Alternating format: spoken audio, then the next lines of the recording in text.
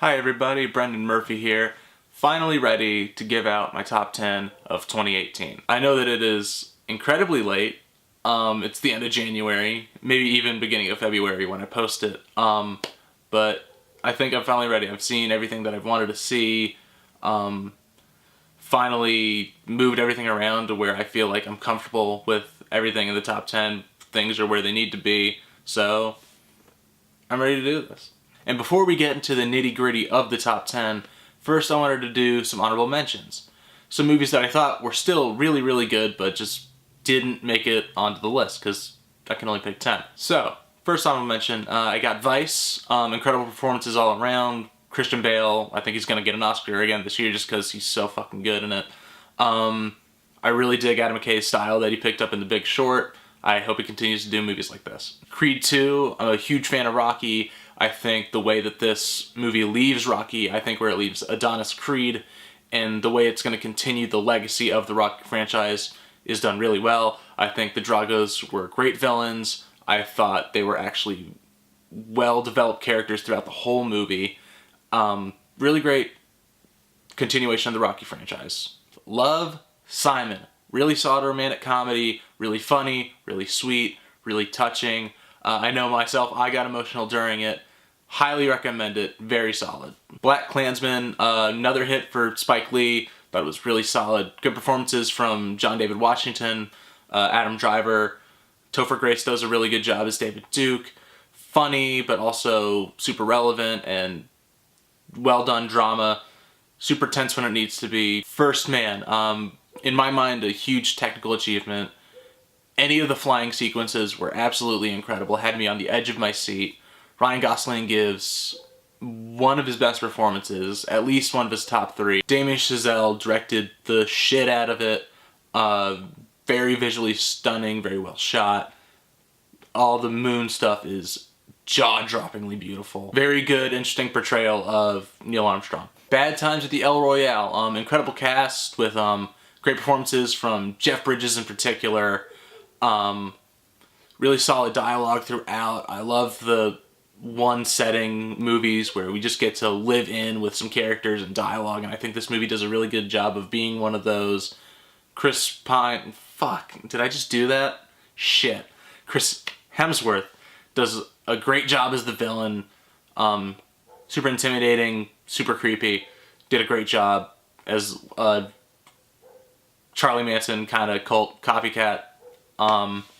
Yeah, really fun, really solid movie. Halloween 2018 did a sequel to the franchise that I felt actually was a good spiritual successor to Halloween. Made Michael Myers scary again for me as someone who, you know, grew up with knowing who Michael Myers was, what he looked like, what his deal was. Being able to be terrified of him and just how brutal he is was great. I thought it was an incredible theater experience seeing it opening night. I saw it like 3 times in theaters. Jamie Lee Curtis does a great job as Laurie Strode again.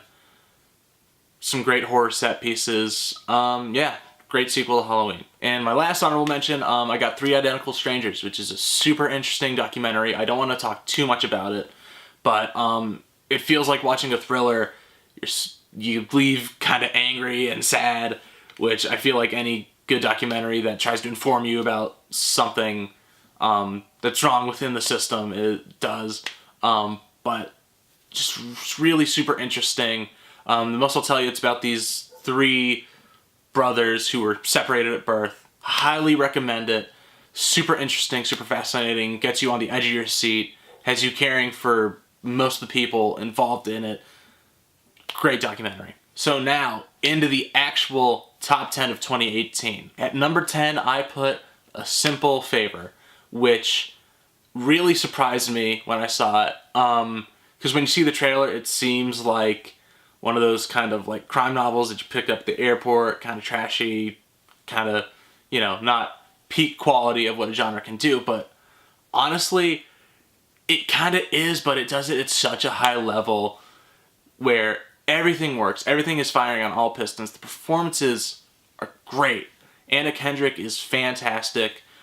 She was in this movie a long time ago called Mr. Right, where she showed this kind of like crazier edge to her. She had this like kind of little thing in her eye where it's like, wow, she's got a little something there where like I wish would be exploited more, and this movie does that perfectly. She gets to kind of go a little crazy, and I thought she did a great job at doing that. Blake Lively is also fantastic in this movie. I don't want to give too much away of what happens with her or what her role is in the movie, but she is fantastic. And I bet this movie was a costume designer's dream, because like seeing everything that both Anna Kendrick and Blake Lively wear, the suits that were designed for the movie, production design itself, the house that they're usually interacting in is really gorgeous to look at. And Paul Feig does a great job of blending a thriller and comedy in maybe one of the best ways you could. Like, I can't imagine someone doing that more perfectly,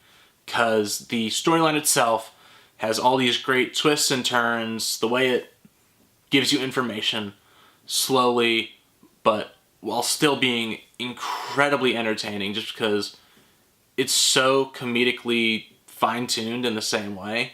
And it's not afraid to go into deeper, darker territory.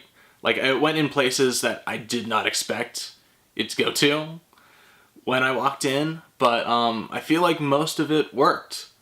There was never really a point where I was taken out of the movie by some of the weirder stuff it did. And I think overall it's a really great experience. Definitely one of the better thrillers I've seen in years.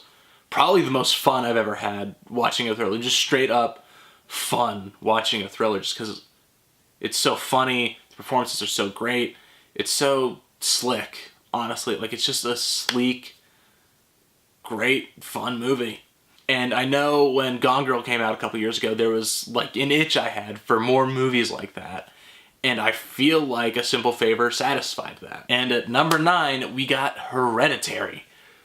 Boy, did this movie scare the shit out of me. And I'm gonna do a little like, oh, look at this cool film nerd shit I got to do, but I was actually able to see this in the Cinerama Dome in Los Angeles at the ArcLight Hollywood, and seeing it on that huge screen didn't help all the intense feelings I was feeling, but like, it made it such a great, incredible experience watching this terrifying movie. The mood that Ari Aster creates for this movie is so unnerving, makes you so uncomfortable throughout the entire runtime. And what helps that are the incredible performances from everyone involved, especially the 4 main members of the family. The hype is real with Toni Collette. Everyone is saying where she deserved an Oscar for it. She is so great in this movie. Just an absolute presence throughout the entire thing. Gabriel Byrne is great as kind of the straight man. Alex Wolff does a great job as the son. Molly Shapiro is great as the daughter, and the way that they play with her character particularly, which who anyone knows or has seen the movie knows the way that they use her character is super interesting and shocking. It's super well done. And, you know, I thought it was a great use of her character, which I thought was going to just be a regular trope that we've seen a million times with just like the creepy kid, but no, they do it in a way where I was surprised. And I think that's what's great about this movie, is it is so surprising in every way. There aren't any of those moments where I felt like it was going for low-hanging fruit or was cheap or there were any shortcuts. Ari Aster is so meticulous, and his movie is so filled with detail that it's so easy to get sucked into it. And good Lord, does it terrify you. I think that's just the best thing I could say about this movie, is it genuinely terrified me throughout most of it, especially the third act and the finale. Some of the most horrifying imagery I have ever seen kept me awake for like a week.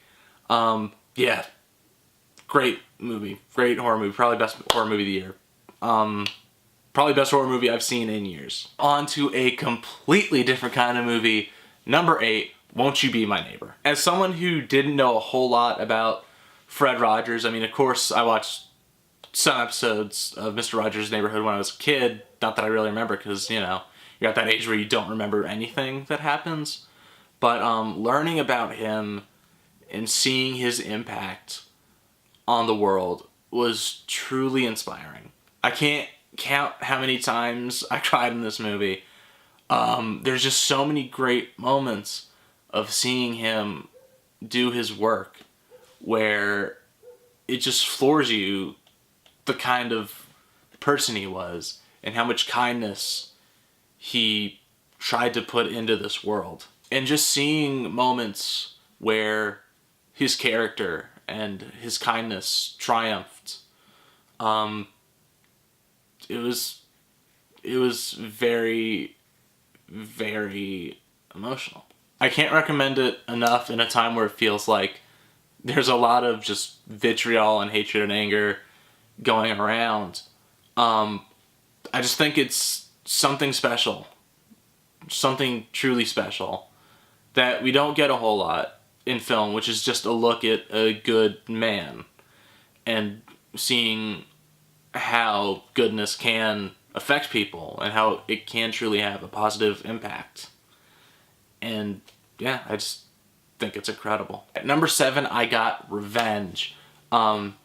Really incredible action movie. The director, whose name I'm going to butcher, Coralie Fargeat. Yeah, that's bad.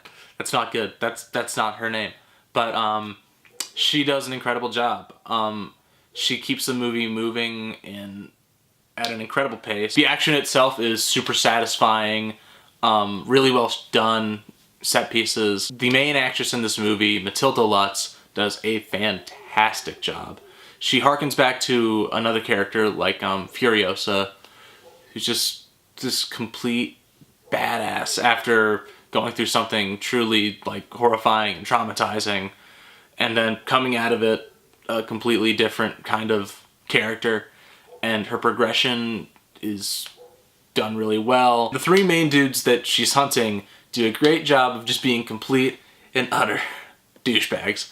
The reason the action is so satisfying is because they're so reprehensible in everything that they do. So great villains, great hero, makes for a pretty solid action movie. Would be the best action movie of the year if not for something coming a little later on the list, so stay tuned. You don't want to not know what my favorite action movie of the year is. Number 6, Sorry to Bother You. Like I said in my review of Glass last week, I like it when a director does something different and weird and against the norm.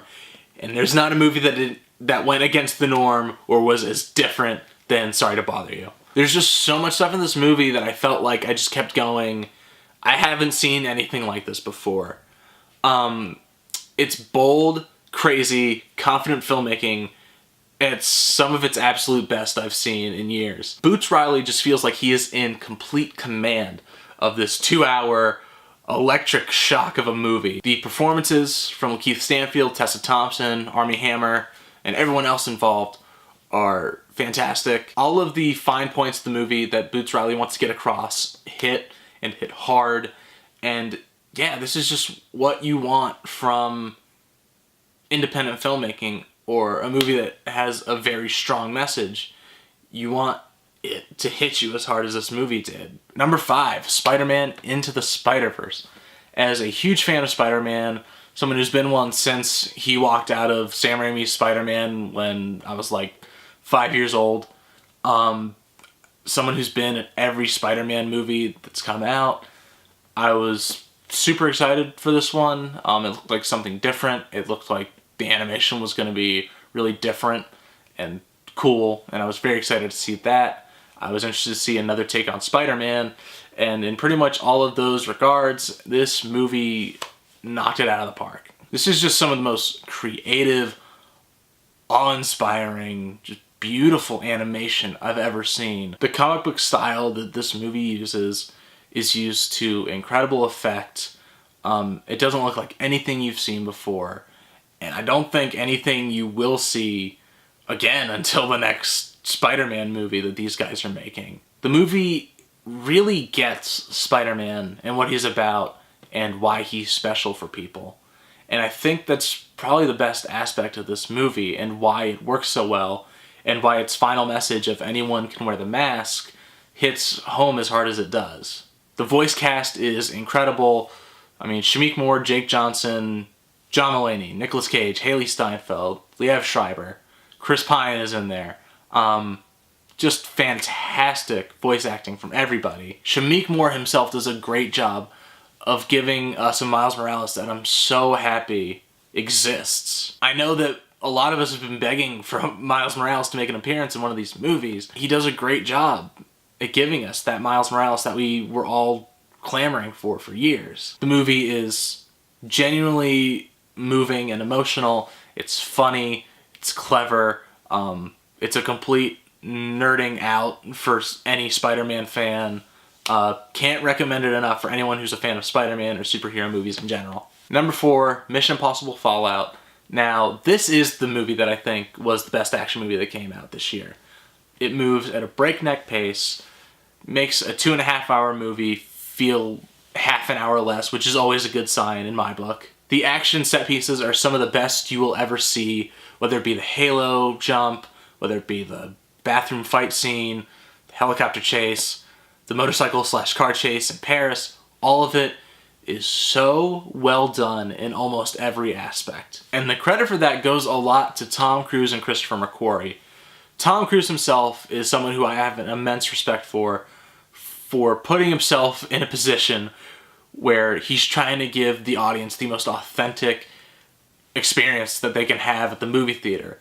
He is legitimately throwing himself at a wall, breaking bones everywhere in his body so that we can feel like this is actually happening, that it's authentic. Christopher McQuarrie's direction is fantastic. Like I said before, these are some of the best action sequences you'll ever see. They all look fantastic. They all move beautifully. There were so many moments where my jaw just dropped because of how good these action scenes were. We have great villains. We have a great supporting cast that returns with Simon Pegg, Ving Rhames, Rebecca Ferguson. All of them do a great job like they have in the last couple Mission Impossible movies. In a lifetime of huge blockbuster movies, Tom Cruise, I think, finally made his masterpiece. There's not anything that comes to mind that comes close to me as far as just everything that he strives for, as far as giving the audience an authentic experience, entertaining the audience, putting it all on the line for them, and creating something truly special. I think not only is this the best Mission Impossible movie, it's quite possibly Tom Cruise's best movie, and honestly one of the best action movies I've ever seen. Number 3, we've got The Favorite. Now, this is a movie that completely took me by surprise just because Yorgos Lanthimos, for me, is a director I'm interested in. I like his style, but I haven't been a huge fan of his movies. But then again, I've only seen The Lobster, so I could love Dogtooth and Killing of a Sacred Deer. I just still need to see them. And after seeing The Favorite, I'm definitely trying to see them more because, oh my god, what a great movie. Just starting with the cinematography, I don't think there's a better looking movie I saw this year with production design, the costumes and the location is incredible, lighting, the way it uses the period as far as just lighting itself, where nighttime it's just completely dark except for like the candles that people will carry around, and all these dark hallways look fantastic. The camera work itself is interesting. I love the little fishbowl lens that they're using. The way the camera moves is great. Can't say enough about how good this movie just looks. Then you gotta talk about how great the script is. Incredible dialogue. It's a very funny movie, but also super complex in the way that its characters interact and operate. The way the characters develop throughout the entire movie is really, really incredible. The way you go in feeling about them changes throughout the entire movie.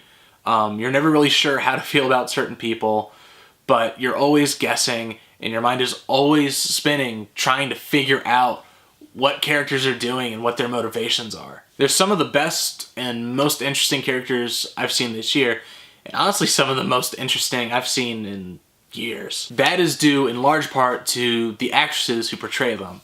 Olivia Colman, Rachel Weisz, and Emma Stone give probably the three best performances I saw this year. All of them are doing probably the best work I've seen any of them do. I know that's not a huge thing for Olivia Colman because we haven't seen a whole lot of her. Emma Stone is the best she's ever been, and Rachel Weisz also probably the best she's ever been. The reason these characters are able to fluctuate in the way we feel about them is because of how good they all are. Just truly throwing themselves into these roles to where, like everything else in the movie, they felt completely genuine and authentic, even to the period. It's a movie that I have not been able to stop thinking about since I saw it, and I cannot wait to watch it again with knowing how everything ends up. Number 2, 8th Grade. Now, talk about a movie that felt genuine and authentic all the way through.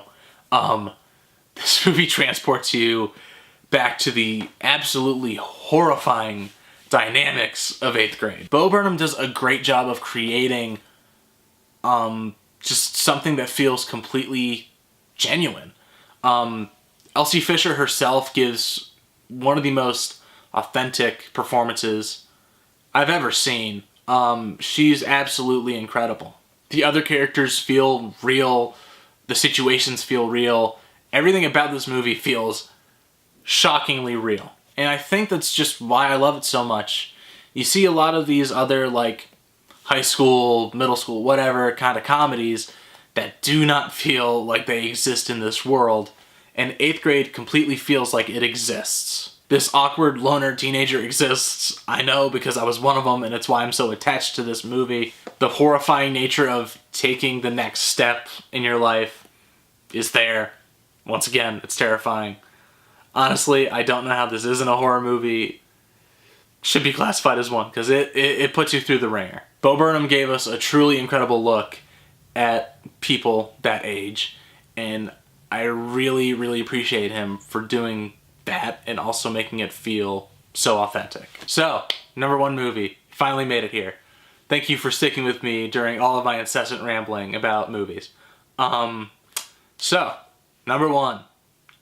Avengers Infinity War. I'm really showing my true biases when I pick this as my number 1 movie, but the truth is, there wasn't a moment I had in a movie theater that really rocked me or hit me emotionally than the last 30 minutes of Infinity War. Honestly, the whole thing had me completely immersed the entire time. I was completely in for this movie. For the second it started rolling to the last end credit scene, I was completely and utterly floored by this movie. I'm a huge fan of the MCU. I've been watching all of them in the theaters since Iron Man came out in 2008. And sure, taking that bias into account, you may not agree with me, that's fine, I get it. But seeing the final, not the final experiment, but like seeing this experiment moving forward and hitting what is essentially its high point, or like its penultimate high point until Endgame comes out in the next couple months, seeing it go to where this movie goes was one of the single greatest cinematic experiences of my life. The experiment has paid off. The 10 years that led up to it were all worth it. Every movie made before it, developing character, developing the world, all of it was worth it. Because all of those years of build-up led up to a devastating conclusion where I literally had to remind myself to breathe in the movie theater because I was so shaken to my core by everything that was happening. There's truly nothing like Avengers Infinity War that's ever been made. I don't like how people reference this movie as being something huge studio, safe, or anything in that kind of vein. And of course it's a huge studio movie with the biggest budget ever and the biggest stars in the world attached to it. But this movie feels like something that hasn't been made before. Because nothing like it has been or could have been. It's a superhero movie that essentially follows its main villain for most of the movie. And Thanos ends up being quite possibly one of the greatest villains that's ever been on the screen. It handles more characters than any other movie I've ever seen, and it handles them all perfectly. It feels like something truly epic in a time where I don't feel like I've seen anything reaching this scale of an epic since maybe Lord of the Rings. It's one of the most ambitious endeavors that's ever been put on the screen, and the fact that it completely pays off is something monumental. And I don't think people talk enough about that when talking about this movie. If you ask me, it's one of the single greatest achievements in filmmaking quite possibly ever. And I have to commend the Russo brothers for, once again, rising to the occasion and giving all of us fans what we wanted out of this movie. A movie that was so built up and anticipated since it was just an idea. And I could talk about and gush about this movie and how great I think it is and how much I love it all day long. But I think at the end of the day, why I love it so much is it gives me the big superhero team-up movie that I've always wanted. And once again, it pays off the incredible investment that many fans like me have given this franchise over the last 10 years. Everybody, that is my top 10 of 2018. Thank you guys for sticking out through all of this. I appreciate you watching. I hope you enjoyed it. I would love to know what you guys thought of this year in film. What are your top 10 movies? I'd love to hear what they are. Thank you guys so much again for watching. If you enjoyed this, click the subscribe button. I'll be making more and more content throughout the next couple weeks. Share the video, follow me on my Twitter and Instagram accounts, and I'll see you next week.